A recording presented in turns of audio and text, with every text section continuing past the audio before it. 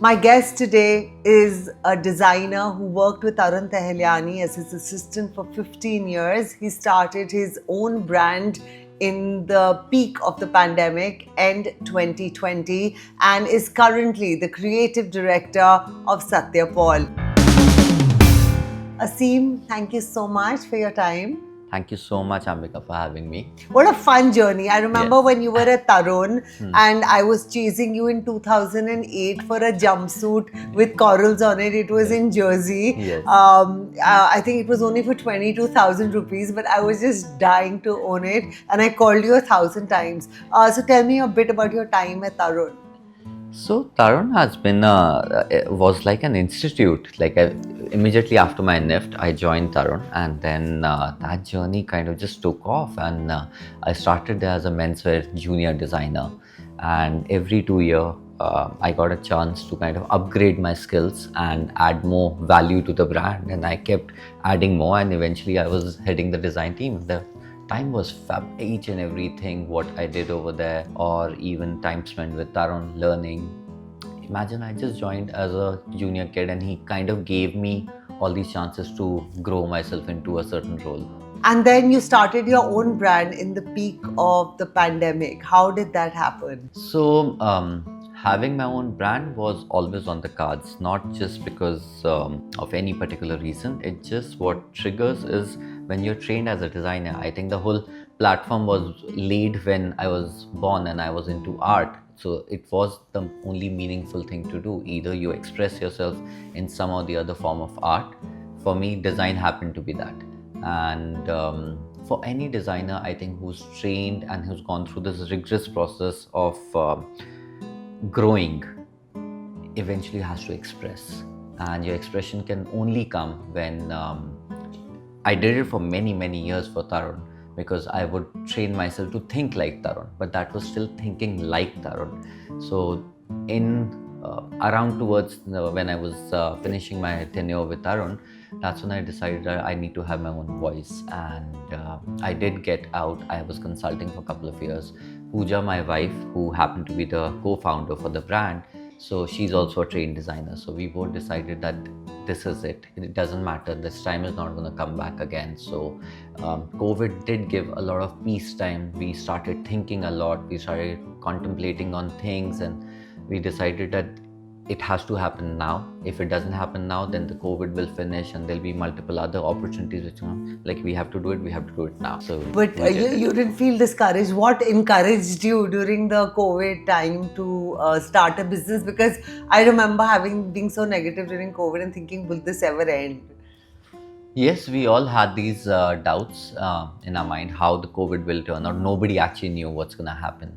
But what also it made sure is you have to do what you really want to do. So that whole idea became more and more clearer during when you are sitting at home and you're spending time with your own self, when you're kind of going over your goals of your life. So you start believing that this is it.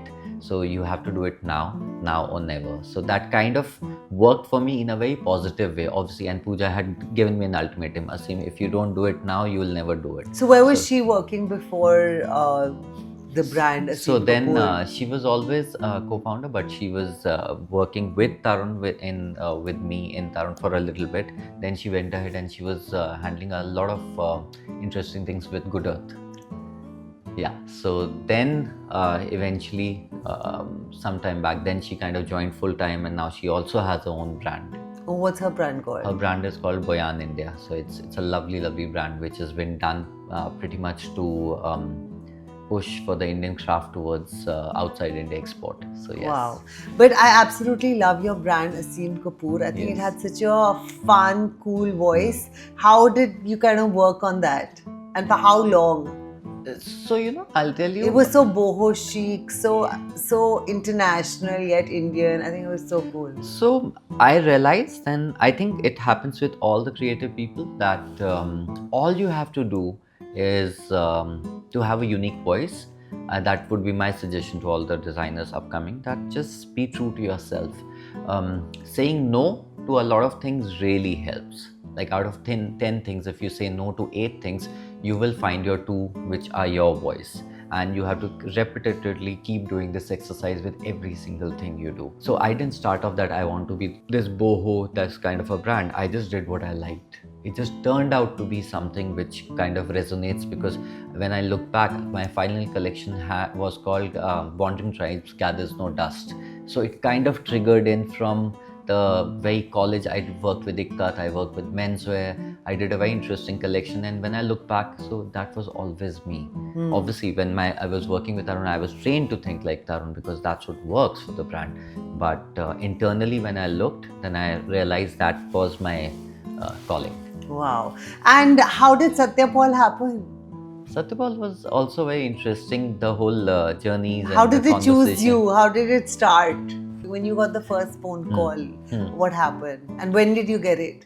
So it's been, the conversation was going on for a few months, and obviously they are one of the brands, obviously with the Reliance backing, that have kind of made this whole creative director idea comfortable in India as a setup, because every creative director comes with their own point of views and their interpretation of what the brand could be like. So I think what they went through is how they arrived at me is, I think, my expertise with the prints, and obviously some of the team members had worked with me earlier, or they have seen the way I work with a lot of discipline, and I'm not a very, very flamboyant designer. I am more rooted. So I think there is a lot of value in when people can relate to their clients directly, and I do believe in that eventually you have to work, you always have to look inwards and not alienate the clients the brand has already built. It's a cultural legacy, that brand.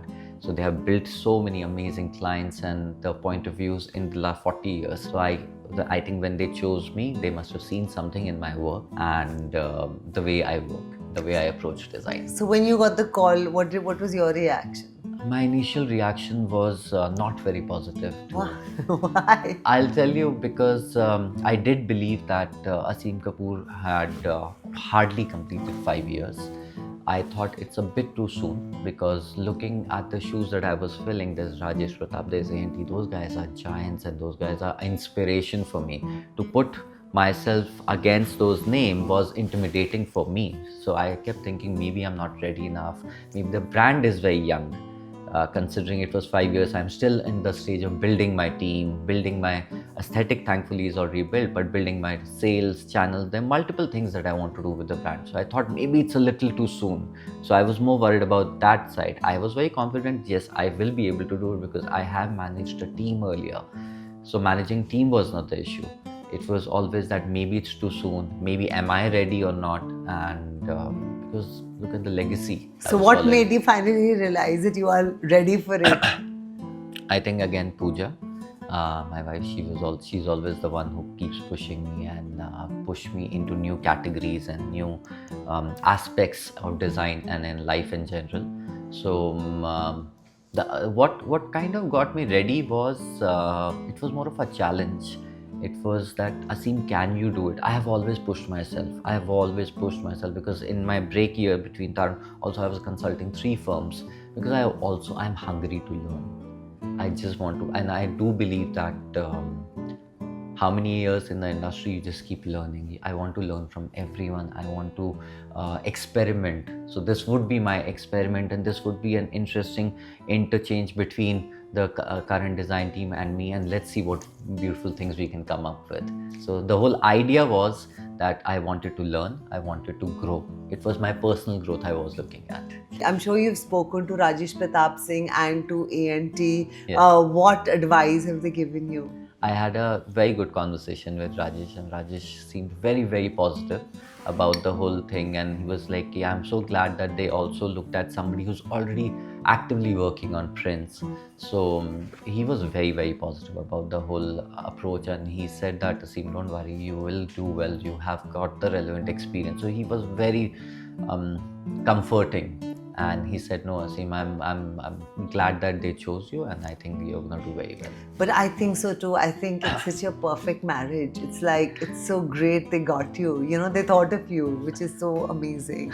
Now, let's go to our questions. Yeah. All right, now let's go back in time. You started your career with Tarun Tahiliani. What did that phase teach you?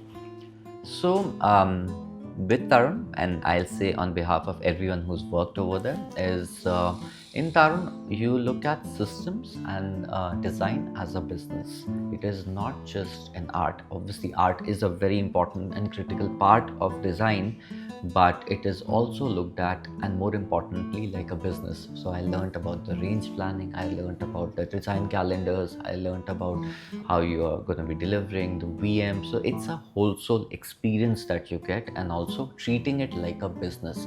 If it doesn't sell, and if you're not been able to fund your next collection, what's even the point? So I think that separation between art and business is what me and a lot of my contemporaries learned over there. All right. Was there a defining moment during your time there when you knew you wanted to build your own identity in fashion? No, as I said, actually uh, the origination came since I was born, because I was an artist and I used to sketch vividly, sitting in one corner and during my school, and then NIFT happened, and then Tarun happened. So I think the expression is the most important, and then more and more you start learning and growing, you start becoming more and more sure of your expression.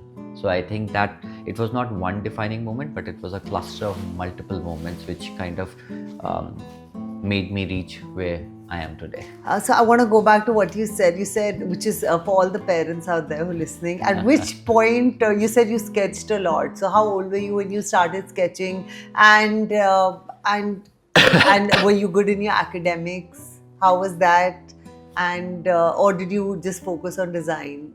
And tell us, what age did it all happen? So, what I am being told by my parents, that I was always sketching.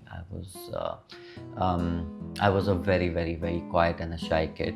So the only way I would interact with the world is through art, and my school, thankfully, was a very supportive one of those schools where we would have a lot of drawing competitions. We would have internally, we would be traveling to Delhi, because I happened to come from an older part of Gurgaon. It's not the Gurgaon that you know. So when my grandparents came here and they shifted here, it was one little village, and my dad happened to be the tailor there. So he had a tailoring shop.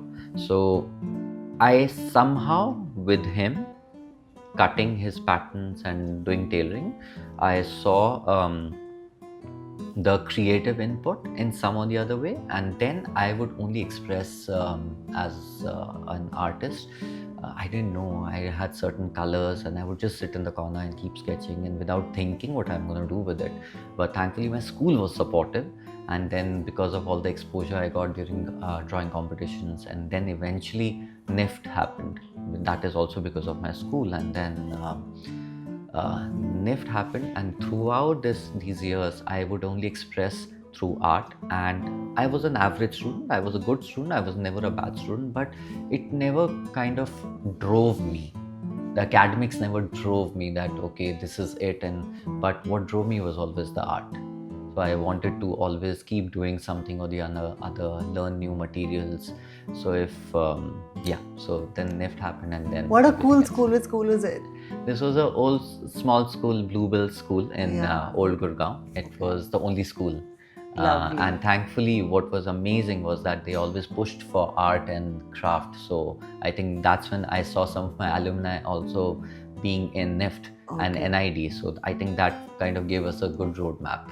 And you said your dad was a tailor while you were growing up. Is he still involved in your business? No, he's unfortunately no more. We lost him in COVID, but he was the only tailor in Gurgaon, because this was back in early 60s and 70s, and I have grown up seeing him sew. I have grown up seeing him cut and then interact. We had a little shop.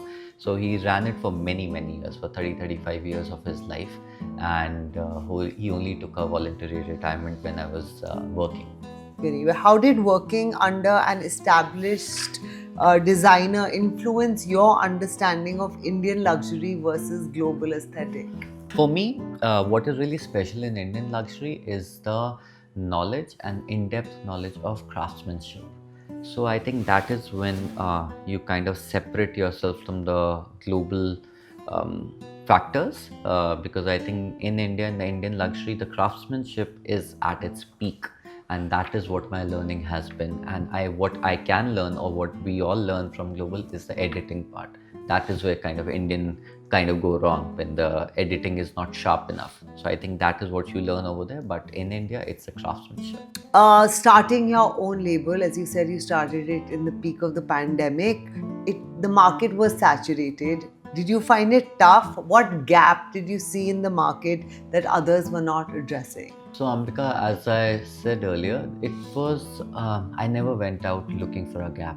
Trust me, this approach works much better if you're a very technical or a merchandise-oriented designer. But if you are just a designer, an art-based designer, these approaches don't matter, because you just have to look inward and see what works for you. And that's what, when Pooja and I started the brand, we just kept looking inside. We only did what we liked, and we only put out that. Ensemble was one of the key factors in believing that we could have done, because in peak of COVID, I requested a meeting with Tina and her team, Ensemble. And I had a good meeting with them, and I wanted to just present my concept, and that was the whole idea. And Tina's like, I think it's great, Aseem, I think you should produce. I was very scared to produce. We produce two articles of each, and like, it's COVID, who's gonna buy?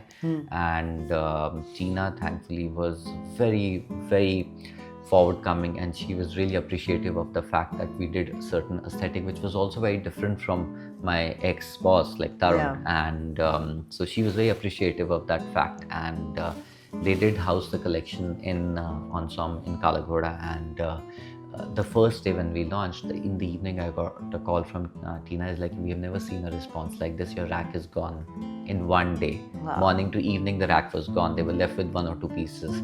So I was like, okay, then we are doing something right. No, absolutely. I'm a fangirl, as you know. All right. What were the hardest decisions you had to make? Creative compromises or business realities? I think creative compromises is ज़्यादा. I feel it was the business realities.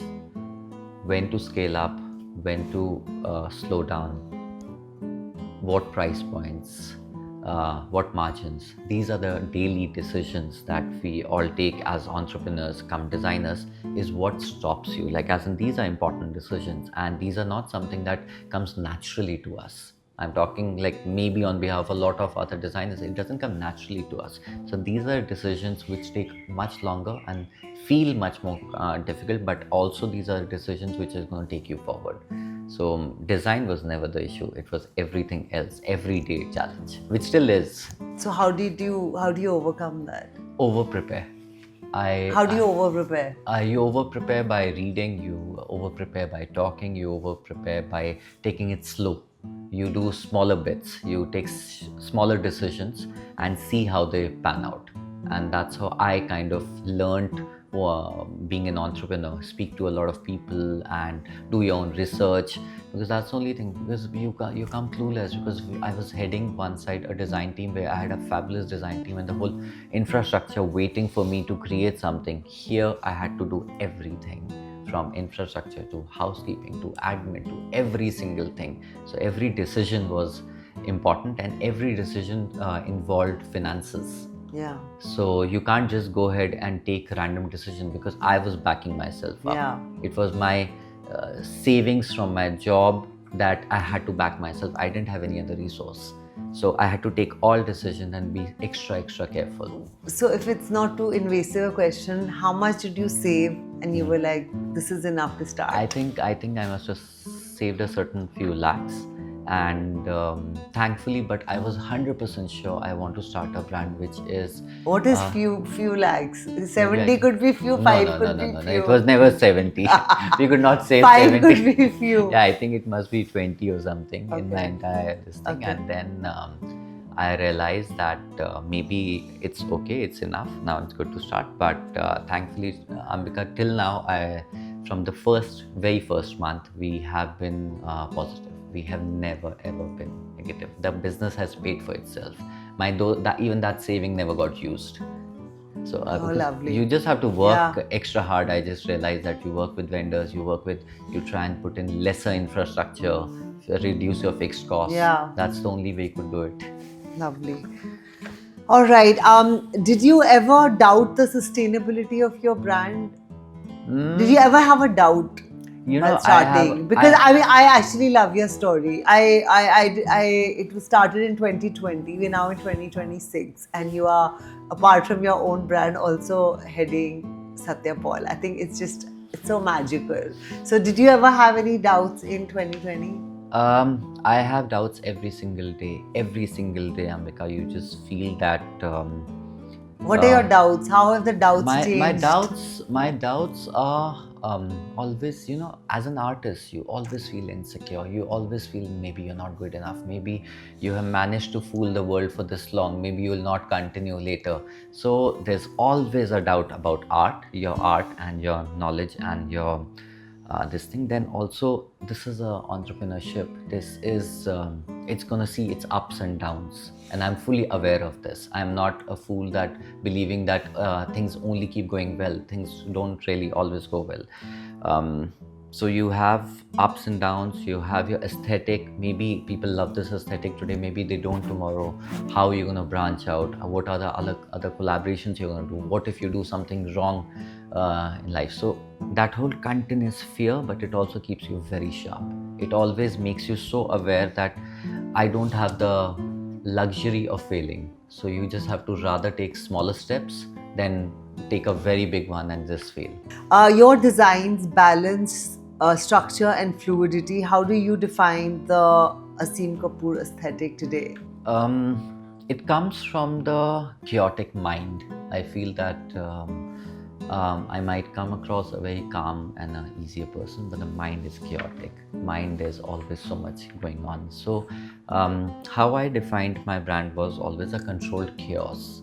So, a chaos which is happening in my mind, and I'm just trying to control and steer away. That's all I'm trying to do with the ideas, with the things, detailings that I want to put. It's just controlling the 100 ideas that I get. I just need to control a few and create a poetic balance between shadow and light. I always like use these keywords like it is about the balance. Everything is proportion.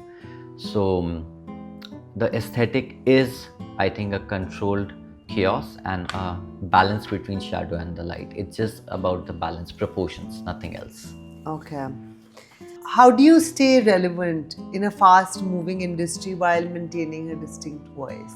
I don't think so. I'm chasing relevance at any point of time because I'm only doing, as I said earlier, I'm only doing what I like. And I would want to believe that with my growth, with my exposure level growing, my understanding of things will also grow with it. So the relevance is not something that we are chasing, that today you're relevant or today is the fashion for this. If you start just following that, you'll never be anywhere. So many of our contemporaries or senior designers, I think people who have survived and thrived, they have been very true to what they like and what they do. So I think that is all I am chasing. So you said you have 100 designs in your mind. Where do you get the inspiration from? Is it art, cinema, architecture? A lot is to obviously it's all visual media. We all respond to the visual stimuli. For me, the inspirations always come from art. Art is something that I very closely look at. I stay inspired. Sometimes I might not know all the names of the artists, but I can still recognize work. I can still recognize a certain style. Then there's art, then there's architecture. Architecture, what has been built over the last hundreds of years. If you just look closely, our travels, Pooja and mine, majorly are dependent on a lot to do with the art and architecture in the museums in that city, and that kind of really gives me a lot of joy, traveling to a museum and spending a half a day over there, spending some time in front of a painting, and also textile. So I'll say all these three kind of are very integral part of anything and everything we do. Okay. Now, you're taking over Satya Paul as a creative director. There is the legacy pressure. What was your first instinct? Preserve or disrupt? I think none, because I'm not here to just preserve or destruct. First of all, I have decided I'm going to spend my initial time in understanding the DNA of the brand. A brand which lasts 40 years doesn't just last for anything. You have to also understand the real core DNA of what the brand is. And once I kind of get used to, which I'm getting very fast, and spending more and more time with the team, and looking at the archives, looking at the research, all that thing is done. So first part is the understanding the DNA.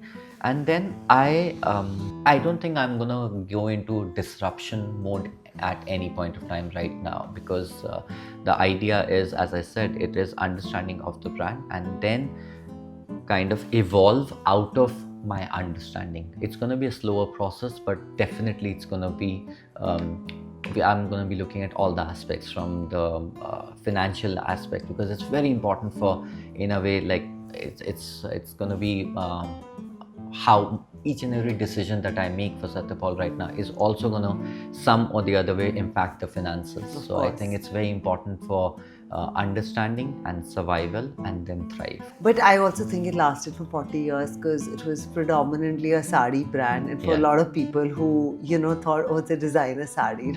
I think it was a time before you had so many Yes. designers in the country, so that's why it survived Yeah. for as long as it did.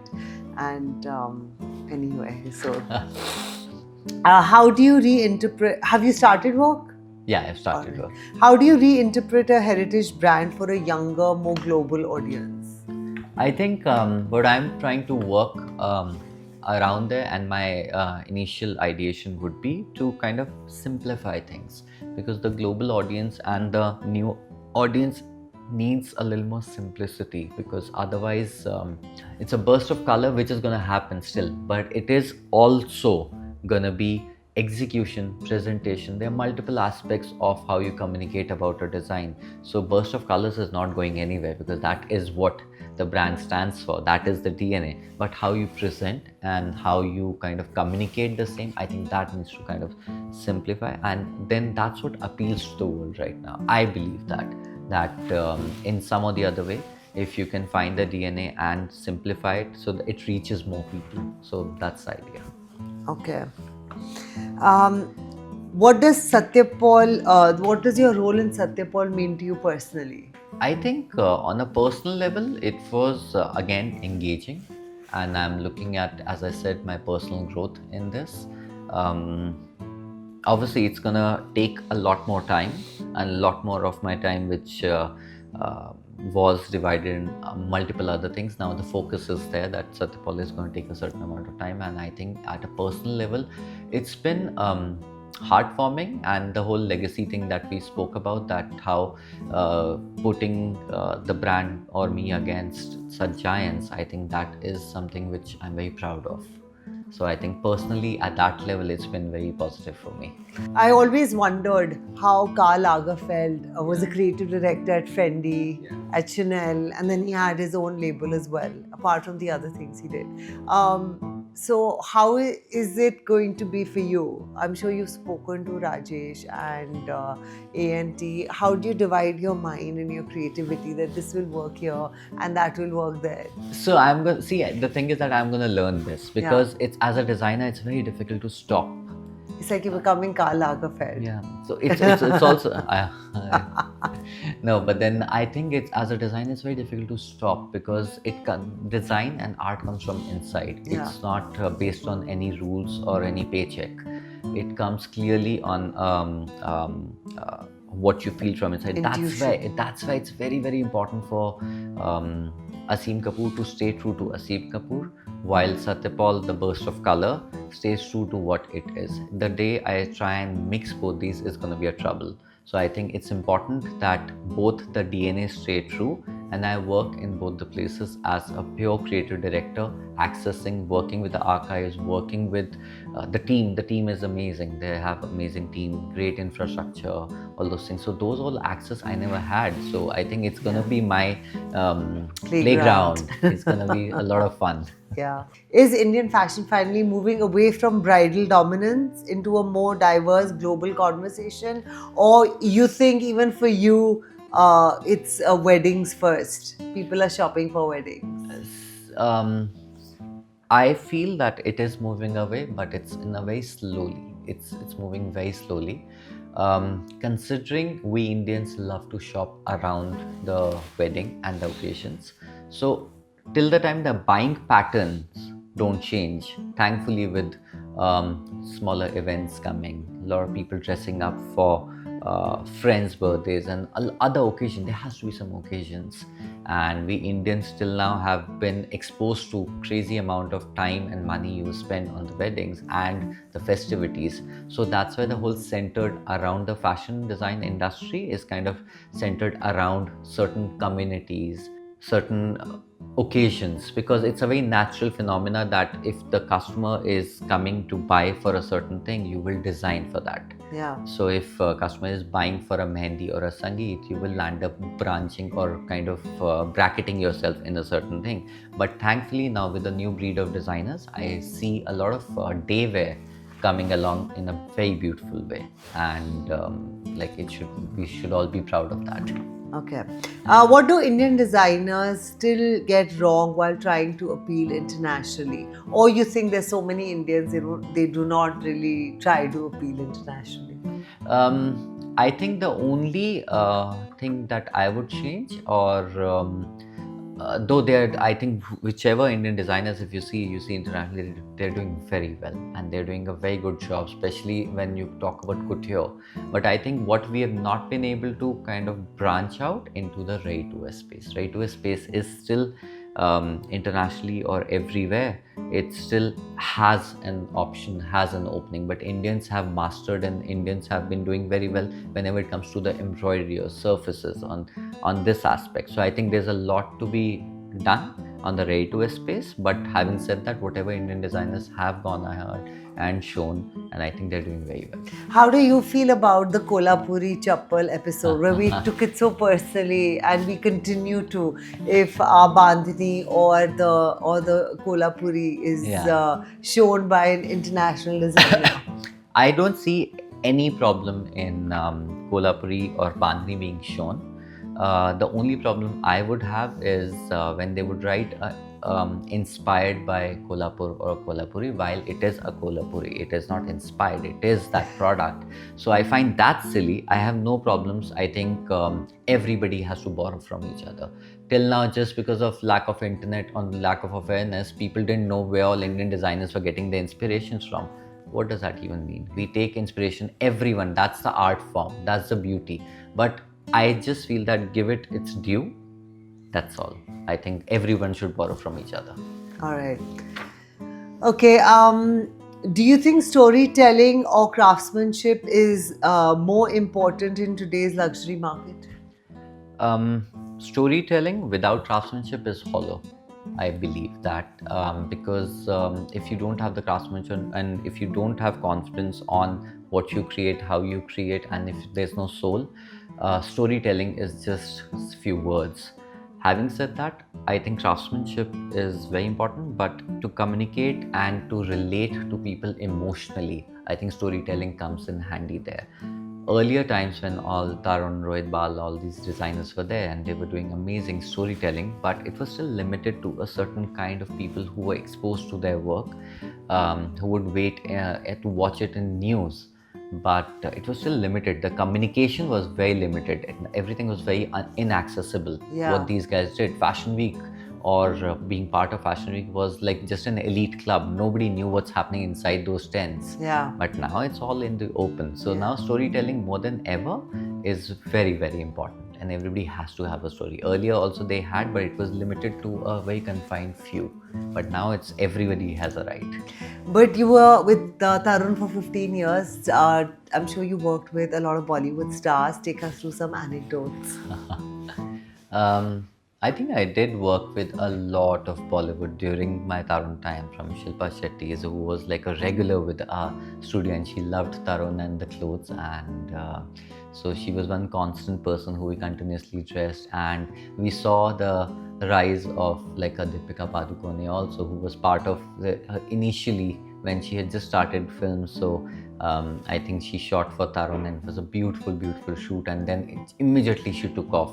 So a lot of interactions happened with these amazing stars, and surprisingly, most of them were very humble and very nice to the team, and we never really had major trouble with any of them. And now I work with a lot of them via the stylist and directly with them. So I think it's become very nice and very easy. Obviously, the deadlines are crazy. Like as in specifically stylists in Bombay, they believe that everything can be turned around in a night, maybe, and then Bombay designers have successfully been able to do it.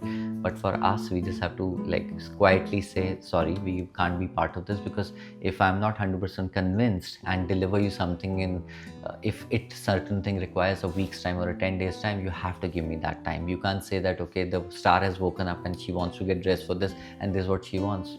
We say sorry all the time. So I'm so curious. The world is definitely different today than it was even when you left Tarun, Yeah. right? I mean, there's so much that's changed, even from the time when I started television to now. So within fashion, for again all the young people watching, what are the newer jobs you see coming up now? I mean, you think stylists are still more important now than they were 10 years ago? What's your view? So And which other professions? So great thing is specifically coming for the stylists. I think a lot of the very good stylists have groomed themselves into creative directors for those particular shoots. So with corporates coming in, now there's a lot of hierarchy within the shoots also. Earlier it used to be, I remember, there used to be design assistants, garments, models, hand makeup, and stylist. If you are like very well-to-do designer, you'll have a stylist. Otherwise, the designers will style their own campaigns.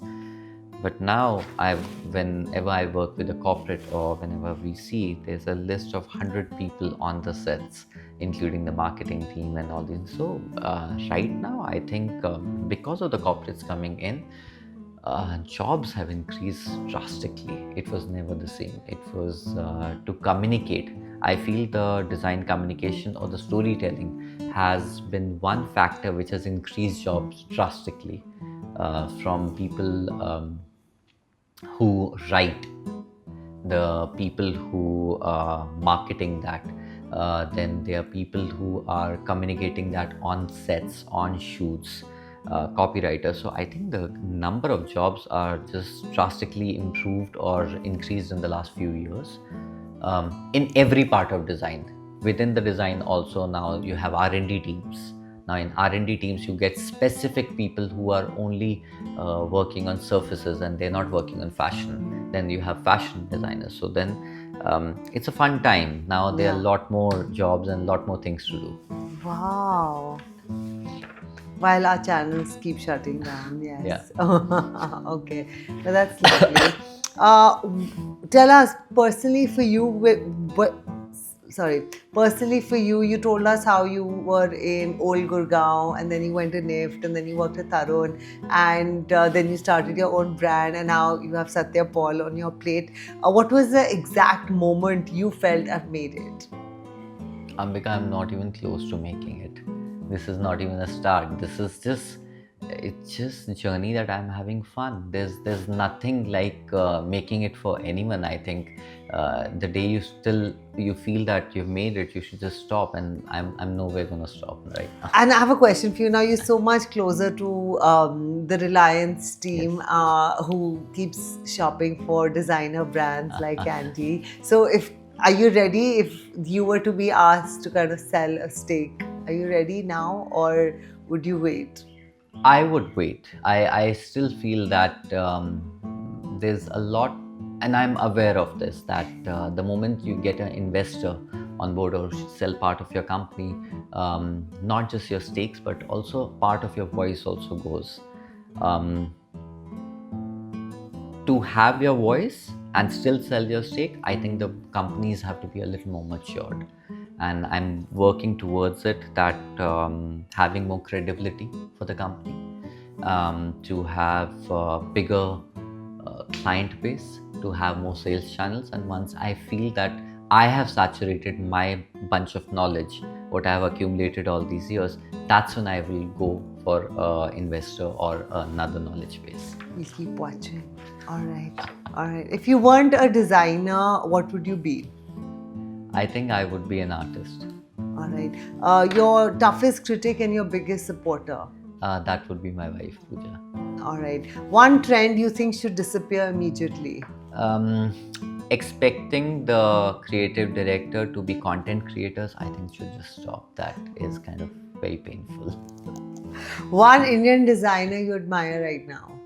See, I feel it would not be one. It would be unfair for me to pinpoint or pull out one. I think anybody who's just doing a very strong storytelling, purely in terms of where the space is right, they are very true to, and they continue saying the same language or same words. I think anyone who's doing that. Give us some names. Who's got the formula correct? I'll have to think about You it. can give us 2 names, 2-3 names. Okay. From the newer lot? No, Or from- newer and older, whoever you think is See, got I it correct. have always been a fan of Sabyasachi in the purest form that he understood the job that needs to be done in every which way. It was not one department was lagging. I believe that from the retail side to communication side to the design side to the styling side, I think every department was kind of kept in check, and I felt, and it all said the same story. So that's what I love about that brand, that it just believed in something, and every department, everybody just went with it. So yes. Okay. All right. I thought it would be him only. Okay, great. Yeah. All right. Couture or ready to wear? Ready to wear. Legacy or reinvention? Reinvention. Only legacy won't take you far. What's next for you that people are not expecting? A lot of interesting collaborations. Tell us some. I think you'll wait and watch. What? Is it like clothes? Is it like shoes? What is it? No, it's gonna be not clothes. Clothes we already doing. Yeah. So let's see. Okay. There are a lot of things on the cards. That is so exciting. And your advice to all the young people who want to join fashion? From my conversation with you, I feel there are more jobs in fashion today than there were even 10, 20 years ago. Absolutely. I think be sure of what you really want to do, your research well. And now there's scope for more things than ever, and in communication, in marketing, in design, in production, there are multiple things that you can do, and you just have to go after that. You have to just be sure and just keep chasing that. Lovely. Thank you so much, Aseem. Thank you. Thank you.